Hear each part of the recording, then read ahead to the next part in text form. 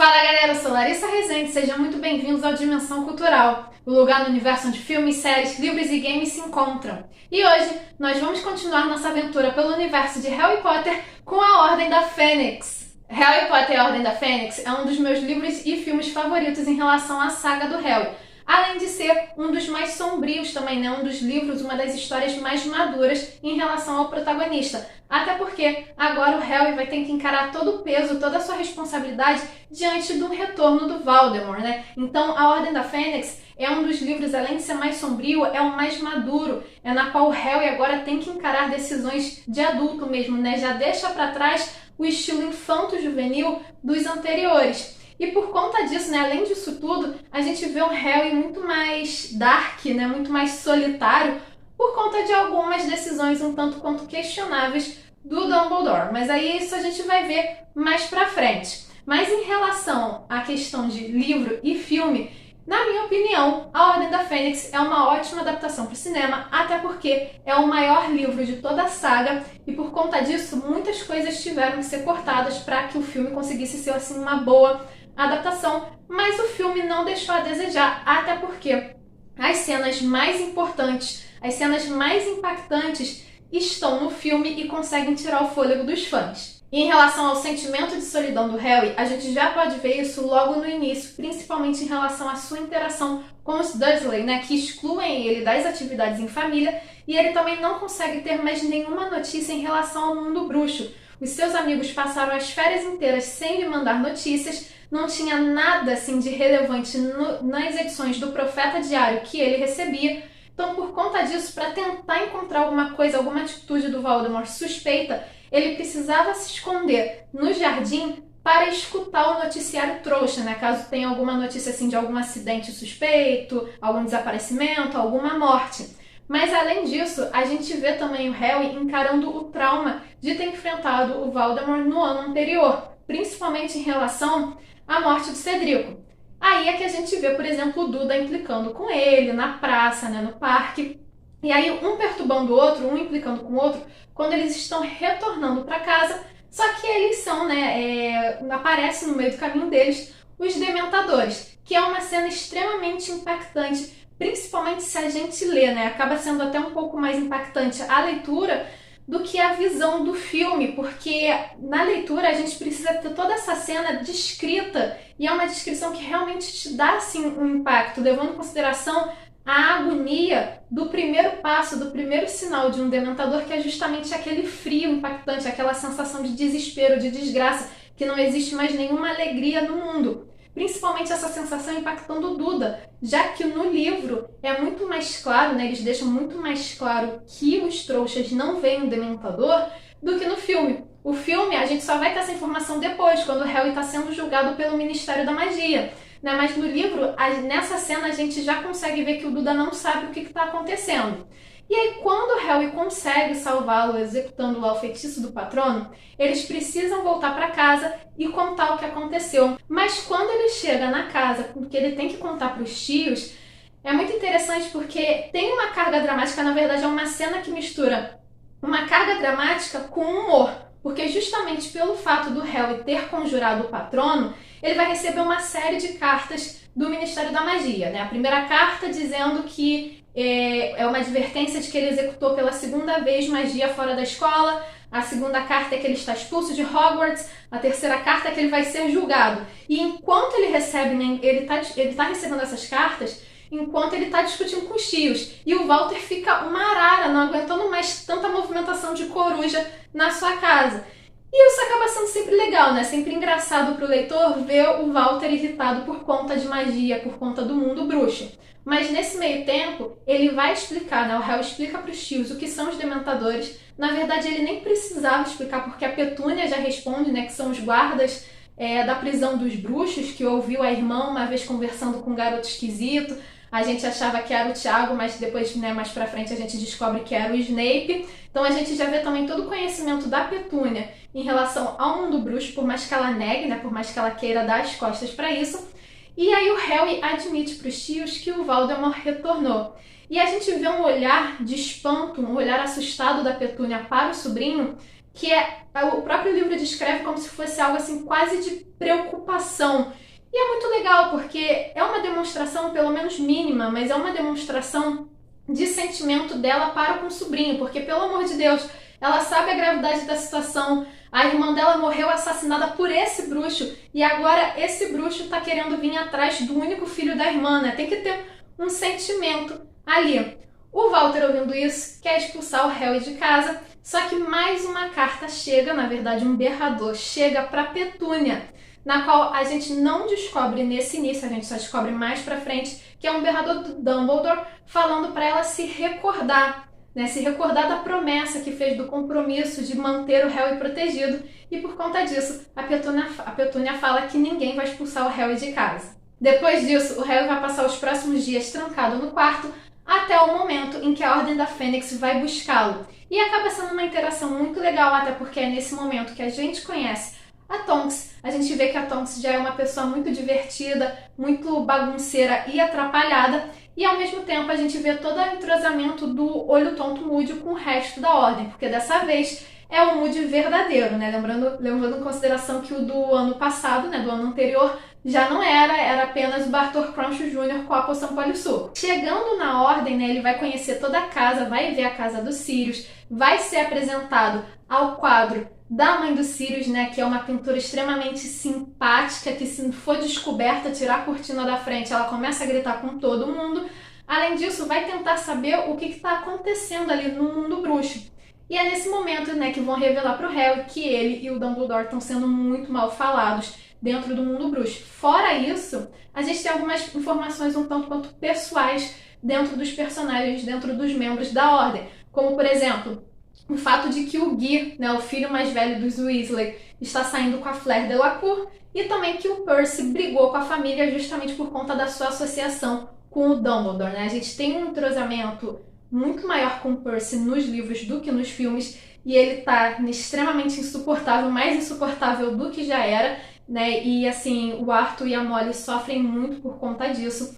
E além disso, a gente vê todo o peso da responsabilidade em relação à Ordem, as suas obrigações com a Ordem, em relação aos outros membros, né? O Sirius, ele vai tentar contar pro Harry que o Voldemort está atrás de uma arma no Ministério da Magia. A Molly, obviamente, vai impedir, vai ter uma tensão ali, uma relação tensa entre a Molly e o Sirius, mas ao longo das férias, né, após o Harry, assim, desabafar com os amigos, né, porque ele se sentia solitário, não recebeu notícias, enquanto Rony, Hermione e a Gina estavam lá todos juntos na casa dos Sirius. Harry, pensamos ter ouvido sua voz suave. Não reprima a sua raiva, Harry. A gente descobre, na verdade, que eles estavam lá fazendo obrigações, limpando a casa, tentando tirar objetos amaldiçoados, criaturas mágicas esquisitas que estavam lá importunando eles.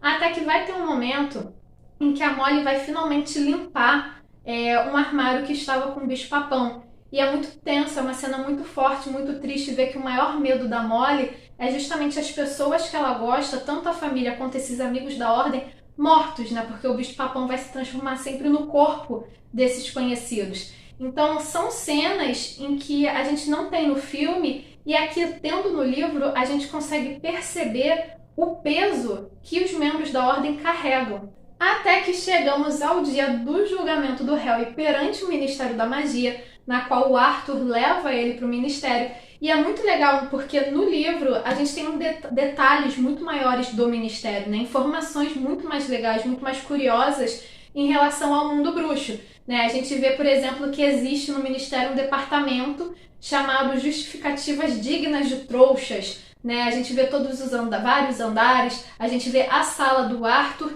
e também vemos o julgamento do Harry, na qual, além da Dolores estar presente, também quem estava presente nesse dia era o Percy, que nem olhou para a cara do Harry assim, enquanto conhecido, simpatizante, amigo, né? Tava lá com o nariz todo em pé.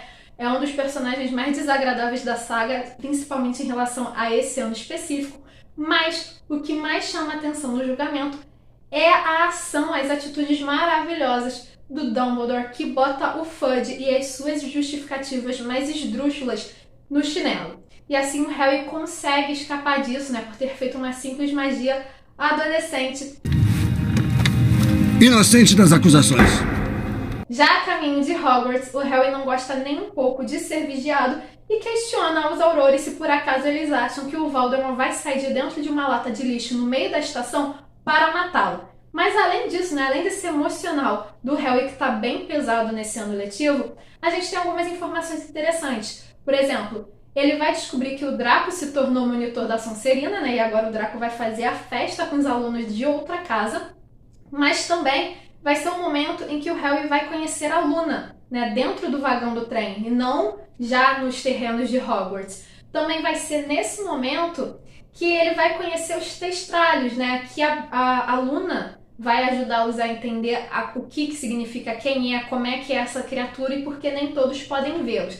Acaba sendo uma interação muito legal, né? O Harry acha a Luna esquisita, até porque ele encontra ela lendo o Pasquim de cabeça para baixo, né, nesse primeiro momento, mas ela tem atitudes incríveis, excepcionais, ela vê o mundo de uma outra forma e essa forma complementa, né, tem uma harmonia com aquele grupo. Você é tão normal quanto eu. E além disso, né, quando eles finalmente chegam em Hogwarts, quando eles estão no salão principal, entendendo, né, fazendo a abertura do ano letivo, a gente tem a cena da Umbridge falando agora, né, que o Ministério vai intervir em Hogwarts. O Harry não presta muita atenção nisso, não. Quem presta mais atenção é a Hermione. Mas essa cena em particular é uma cena muito legal de se ver no filme, porque a gente vê a cara de todos os professores, principalmente do Snape. Gente, toda aquela cara do Snape, tipo de saco cheio da Umbridge, né? Ele devia estar pensando assim, cara, tem uma professora pior do que eu esse ano. É muito legal, é muito cômica. É brilhante a interpretação do Alan Rickman aqui. Então, assim, é muito maneiro mesmo. E o ano letivo finalmente começa e nesse livro a gente tem uma imersão enorme, uma imersão total em relação à vida escolar do Harry, né? Por mais que a gente tenha muitos perigos, num primeiro momento esses perigos eles vão ser deixados um pouco de lado e a gente vai ver principalmente a vida deles como estudante, ainda mais agora que eles têm uma professora extremamente simpática como a Umbridge, né? E é muito legal porque, primeiro que a gente já começa a ver que o primeiro dia de aula, a segunda-feira, é a mais terrível de todas, que eles vão ter aula de História da Magia, Poções, Adivinhação e Defesa contra as Artes das Trevas, né? Então é complicado isso. Mas em relação ao ano letivo, o que a gente pode dizer é que realmente vai ser um ano muito complicado para eles, até porque é o quinto ano, é o ano das Nomes, né? Os níveis ordinários em magia, e todos os professores falam absolutamente tudo desse exame e eles já começam logo na primeira semana de aula enchendo os alunos de conteúdo justamente para estarem bem preparados para o exame no final do ano. Outro detalhe interessante em relação ao ano letivo em Hogwarts é justamente o núcleo do quadribol, que não foi apresentado no filme. Na verdade, todo o enredo do quadribol do quinto ano, nos filmes, vai ser transferido para o sexto ano, né? Justamente porque vai ser nesse momento em que o Rony vai fazer o teste para goleiro, vai obter sucesso, só que ele vai ser um fracasso nos jogos iniciais, a Sonserina vai começar a zombar dele. Também veremos que, além dos alunos, a Dolores vai implicar muito com os professores, principalmente com a Trelawney e com o Hagrid, mas outros professores mais renomados da escola não vão ficar de fora, até porque isso no filme já aparece, né? A Dolores supervisionando as aulas do Snape, que é assim um momento também extremamente cômico em relação a como o Snape está aborrecido com aquilo, tanto que o Rony até ri nessa cena, mas ela também vai importunar a Minerva, que é algo que não aparece nos filmes. E é uma cena excepcional, porque a Minerva ela já mostra logo de cara que não gosta da Dolores, né? Então nesse momento em que a Dolores está supervisionando a Minerva só dá fora nela, né? E a Dolores lá com a sua máscara, né? Tentando se conter. Algo a dizer, querida? Há várias coisas que eu gostaria de dizer. Diante das aulas da Dolores, que são extremamente terríveis, que também dá insistência da Hermione, o Harry vai finalmente aceitar dar aulas de defesa contra as artes das trevas, onde a Hermione vai armar uma reunião no Cabeça de Javali. A Hermione vai dizer pro Harry que só vão vir assim uma dúzia de alunos, nada demais, mas apareceu em torno de 20, 25 alunos, muitos alunos da Lufa-Lufa. Vai ser nesse momento que a gente vai conhecer o Zacarias Smith, que é um chato completo, e outros alunos também da Corvinal. A Cho vai, né? A Cho leva a sua amiga, que é a Marieta. E ao longo de todos esses acontecimentos, tem algo muito importante que a gente deve chamar a atenção, que é justamente que o Harry vai continuar sonhando com uma porta misteriosa do Ministério da Magia, né? Que é a porta justamente do Departamento de Mistérios. E ele vai começar a se questionar o porquê nesses momentos e quando a sua cicatriz dói, ele consegue sentir as emoções do Voldemort, sabe? Ele não consegue entender como é que ele consegue, além de estar na mente do Voldemort, sentir as suas emoções, enxergar o mundo como se fosse ele, como se fosse a Nagini, né? Como se fosse a sua cobra, porque o Dumbledore nunca deu explicações muito claras em relação a isso.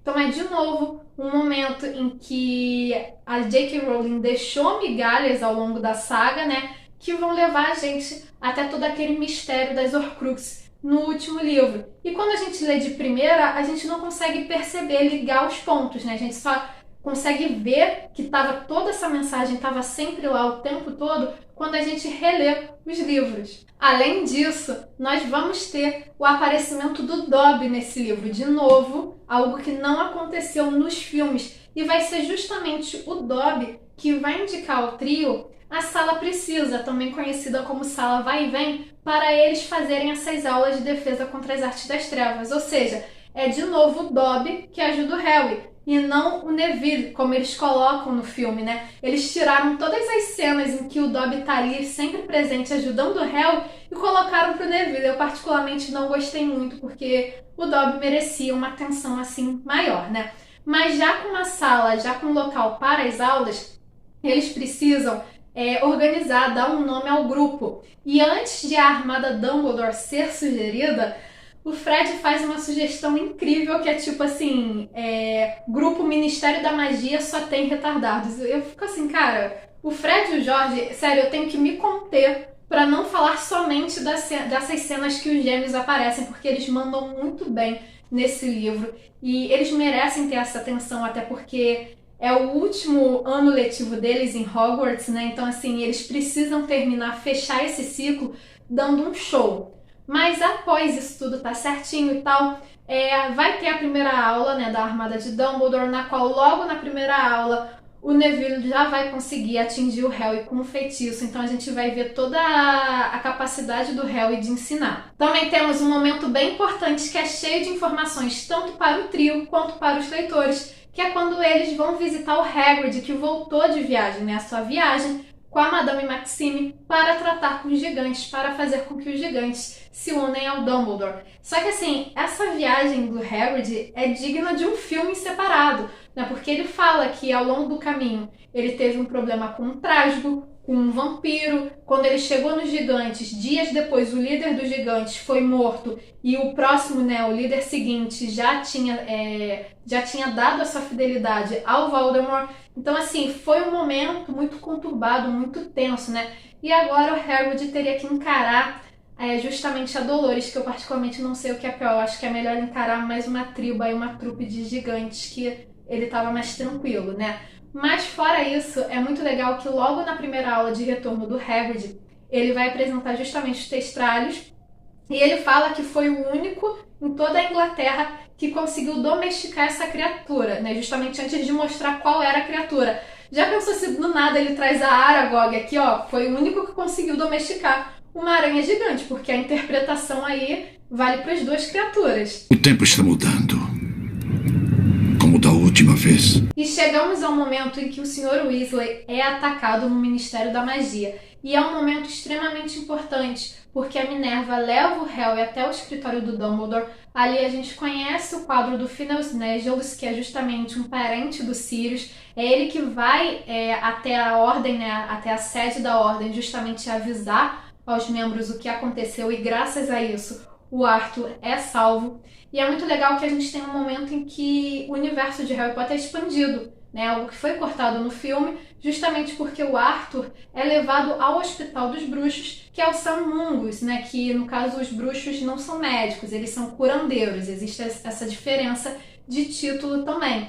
E nesse momento, quando os personagens vão visitar o Arthur no hospital, é muito legal porque a gente vê um funcionário do Ministério atacado, os pais do Neville ali, né? A gente descobre sobre os pais do Neville, acho algo que não ficou tão claro assim dentro do filme. E além disso, a gente revê o Lockhart, né? Porque perdeu a memória e tá eternamente ali internado no Sam Mungus. E é até legal que a enfermeira fala que é muito bom da parte do trio visitá-lo, porque ele nunca recebeu visita. Também temos as aulas de oclumência entre o Harry e o Snape, na qual logo na primeira aula o Snape fala que o Harry foi até bem para quem não tinha conhecimento de oclumência. E é um momento muito legal, muito fofo, porque a gente nunca viu o Snape elogiando o Harry, né? Por mais que o Snape tenha feito o Harry sofrer com a legilimência, tecnicamente isso foi um elogio, tá valendo, né? O Snape admitiu que tem gente que é pior, que não resiste tanto quanto o Harry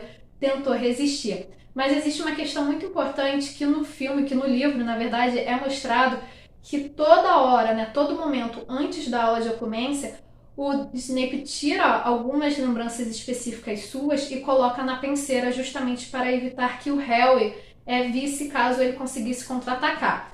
Isso vai acabar não sendo tão evitado assim, porque o Harry, a sua curiosidade vai ser muito maior e o Harry vai colocar a sua cabeça na penseira e vai ver essas lembranças do Snape, vai ver justamente a amizade do Snape com a Lilia e principalmente o fato do quanto o Sirius, o Tiago, o Pedro e o Lupin perturbavam o Snape, principalmente o Sirius com o seu pai. E o Harry vai começar a questionar o caráter do pai nesse momento, né? Ele vai ver que o Tiago não era esse grande herói, esse grande bruxo que ele pensou que fosse. E o Sirius, né, quando ele for questionar o Sirius por isso, o Sirius vai falar, cara, a gente tinha 15 anos na época, todo mundo ali era idiota, né? Vai tentar amenizar, mas é muito bom também trazer esse choque de realidade do Harry, de que o pai também já fez coisas erradas, já foi adolescente, já fez muita besteira. Vai ser esse momento em que o Fudge aparece na escola justamente para prender o Dumbledore, aparece junto com o Percy, e de novo o Percy sendo extremamente desagradável, só que o Dumbledore vai fazer aquela cena linda, perfeita, maravilhosa, onde ele desaparece justamente com a Fawkes. E os quadros, né, da sala do diretor é que vão falar que o Dumbledore tem muito estilo. Dumbledore tem estilo. E temos também o grande momento dos gêmeos que vão embora de Hogwarts, mas vão embora em grande estilo, não sem antes fazer a vida da Umbridge um inferno, como, por exemplo, transformar um andar inteiro do castelo em pântano. E os professores vão entrar na onda do Fred e do George e não vão estar nem aí pelo fato da escola estar de pernas para o ar. Até porque, antes de ir embora, eles vão pedir para o Pirraça perturbar a Umbridge por eles. E o Pirraça vai respeitar, né? Acho que são os únicos alunos que o Pirraça já respeitou em algum momento, vai saudá-los nas suas despedidas e ele vai de fato passar a perturbar a Umbridge, que vai ser perseguida pelo Poltergeist ao longo de toda a escola. E finalmente chegamos às Gnomes, onde, em geral, todos os alunos vão surtar com exames, né? Vão mostrar o quão difícil realmente os exames são, mas além disso, esses exames vão ser interrompidos 2 vezes. A primeira vez vai ser na prova de astronomia, na qual a Umbridge vai tentar capturar o Hagrid, prendê-lo, tentar atingi-lo com um feitiço, e aí a Minerva vai se meter no meio, ela vai ser estuporada logo no peito, né? Então ela cai desmaiada. Outro momento em que as provas vão ser interrompidas vai ser justamente no exame de História da Magia, que o Harry vai ter a visão do Sirius sendo confrontado, né, no Voldemort confrontando o Sirius no Ministério. E é nesse momento em que ele faz a prova super rápido, sai e ele quer logo ir atrás do Sirius, né, salvar o padrinho. E a Hermione até questiona, porque a única pessoa sensata ali nesse momento é que como é que o Voldemort e o Sirius conseguiram entrar no Ministério da Magia 5 horas da tarde, com o Ministério em pleno movimento. É a única pessoa que ousou pensar ali, até porque o Harry né, ele esqueceu, ele não se deu conta que ele recebeu um presente de aniversário do padrinho, que eram justamente os espelhos na qual os dois poderiam se comunicar. E ele não abre esse presente, então ele tenta falar com o Sirius pela lareira. E quando ele fala com o Sirius, quando ele fala, na verdade, com o Largo Grimald, ele fala com o monstro e o monstro fala que o Sirius não tá, né? Só que nessa hora, a Umbridge pega o trio justamente falando na lareira e leva-os para a Floresta Proibida. Ou melhor, na verdade, a Hermione, que pensa rápido, fala de uma arma secreta do Dumbledore que está na Floresta Proibida. E aí ela leva a Dolores até o Groupe, o irmão mais novo do Hagrid. E a partir desse momento, a gente tem uma cena extremamente tensa na floresta, porque os centauros aparecem. E aí a Umbridge desvaloriza e começa a xingar, menosprezar os centauros. Ela é atacada por eles. Me desculpe, professora, mas não devo mentir. E quando eles estão prestes a ir para o Ministério, aparece também o Rony, a Luna, o Neville, né, os seus amigos, falando para o Harry que vão juntos, vão ajudá-los. O Harry começa a inventar desculpa porque não quer os amigos perto. Na verdade, é um ano que o Harry tá muito chato, porque ele tem apoio à sua volta, mas ele quer dar as costas para esse apoio. Ele não tá querendo que as pessoas não vão justamente por conta, assim, do perigo. Ele acha que os amigos não são capazes de aguentar o perigo, né? Então, assim, é muito também ruim, muito chato da parte do Harry ter esse pensamento. Até porque vai ser a Luna que vai dar a ideia de voarem até Londres justamente com os testralhos. Chegamos ao Ministério, na verdade, chegamos ao Departamento de Mistérios, na qual a gente vê que é muito mais extenso do que a gente vê no filme, né? Existem salas extremamente esquisitas. Uma das salas, por exemplo, tem um aquário com uma água verde cheio de cérebros dentro. Não me pergunte para que serve isso. Até que chegamos também à profecia e o Harry finalmente descobre qual é a profecia, o que estava falando, né? Qual era a sua responsabilidade, como é que ele estava conectado com o Voldemort, mas para surpresa de ninguém, era justamente uma armadilha do Voldemort, na qual o Lúcio Malfoy vai explicar a função da profecia. Ele e outros Comensais da Morte vão começar a atacar os estudantes. Na verdade, vários estudantes vão ser atingidos, né? É uma batalha muito mais tensa, muito mais real, muito mais perigosa no livro do que no filme. O Neville e o Harry vão ser os únicos que não vão ser atingidos nesse momento. O Harry vai atacar os Comensais com petríficos totais. Cara, é assim, ao mesmo tempo, é uma cena legal porque a ideia é mostrar que não se trata da complexidade do feitiço e sim da sua eficácia. Mas ao mesmo tempo a gente pensa, cara, o Harry tá encarando a morte e ele vai encarar a morte com o feitiço mais simples que ele já sabe? É um negócio meio, né, complicado, mas a ideia era justamente mostrar que os mocinhos vão conseguir vencer o mal justamente por conta da sua bondade, né? Mas nós temos a cena em que o Sirius morre, que é uma das cenas mais tristes de toda a saga.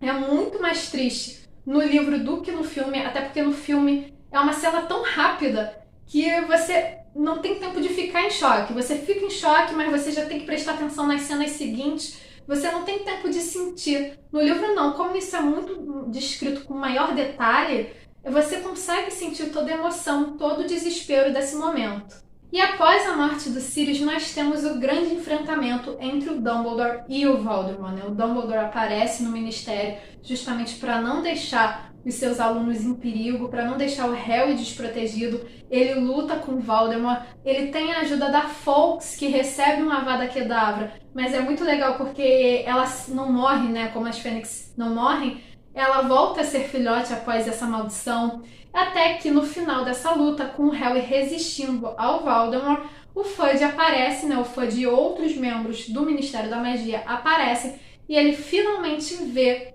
que o Dumbledore estava falando a verdade. Demorou, né? Mas tudo bem, a gente sabe que o Fudge é meio lentinho nesse momento. Mas assim, o Dumbledore simplesmente pisa no Fudge, né? Agora que o Fudge não tem como contra-argumentar com o Dumbledore, ele pisa no Fudge, ele dá várias ordens. Ele manda tirar a Dolores de Hogwarts, ele manda parar de perseguir o Hagrid, ele fala que só vai dar pro Fudge meia hora do seu tempo para ele se explicar, para explicar o que tá acontecendo, esse bicho todo que tá pegando. E chegamos ao final do livro, que apresenta simplesmente as melhores cenas desse ano letivo, porque são as cenas de grande revelação em relação à vida do Harry. Primeiro que o Harry tá irado, tá péssimo, tá se sentindo culpado em relação à morte dos Sirius, né? E a gente tem que admitir no fundo que errado ele não tá, né? Por mais que a gente tente passar a mão da cabeça do Harry, ele foi muito irresponsável em relação a essa perseguição, em relação a esse desespero, desse provável perigo que o Sirius estava passando, além do fato dele esquecer o presente que o próprio padrinho tinha dado para ele, né? Só de lembrar desse presente, isso já impediria toda essa desgraça. Mas por conta disso, ele começa a destruir o escritório do Dumbledore, e o Dumbledore calmo, observando tudo. Quando o Harry para, né, o Dumbledore finalmente abre o jogo pro Harry. Fala que evitou ele esse ano inteiro, com medo de que o Voldemort pudesse usar isso como proveito. Fala o quanto o Snape trabalhou ao lado do Dumbledore para proteger o Harry, que o Snape entregou a Dolores um Veritaserum adulterado quando o Harry foi entrevistado por ela, que ele foi ver se o Sirius estava em segurança. O Snape tentou procurar o Harry na floresta, mas ele chegou muito tarde, por isso ele não conseguiu salvá-lo, não conseguiu avisar que aquela visão era uma mentira. Ao mesmo tempo, o Dumbledore vai mostrar a profecia completa para o Harry e vai explicar que os únicos meninos que poderiam, né, que essa profecia poderia estar se referindo, era ele e o Neville.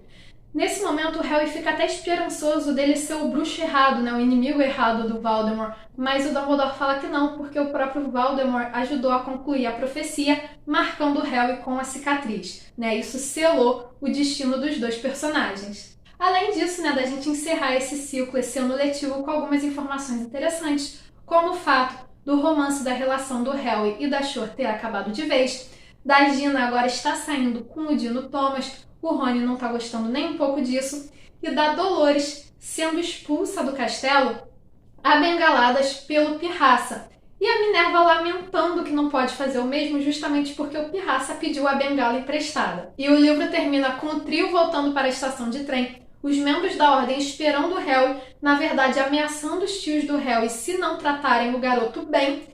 E assim a gente tem esse final de ano letivo que foi bem conturbado, foi bem tenso, foi bem pesado emocionalmente, né? Como eu falei, em alguns momentos o Harry foi até chato pelo emocional, pela negatividade que ele estava, pelo fato dele se sentir sozinho, e obviamente ele tem todo o direito, porque ele está carregando uma responsabilidade muito grande, mas ao mesmo tempo dá as costas para os amigos que queriam estar perto dele. Mas fora isso, para mim, o quinto ano é um dos melhores, porque mostra tudo que vem por aí, né? Toda a carga, toda a luta que vem para os mocinhos. Tem tiradas excelentes, tanto do Fred e do Jorge, quanto da Minerva e do Pirraça.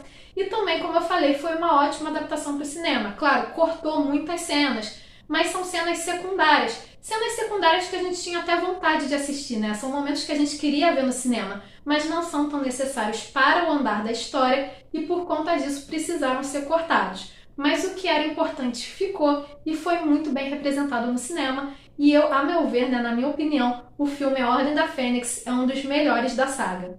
E vocês, o que acham do quinto ano letivo do Harry em Hogwarts? Curtem? Qual é a cena favorita de vocês de A Ordem da Fênix? Qual é a cena que vocês queriam ver no filme? Deixe a opinião de vocês aqui nos comentários e não se esqueçam de curtir esse vídeo e de se inscrever no canal para continuar acompanhando as nossas aventuras. Nos vemos na próxima!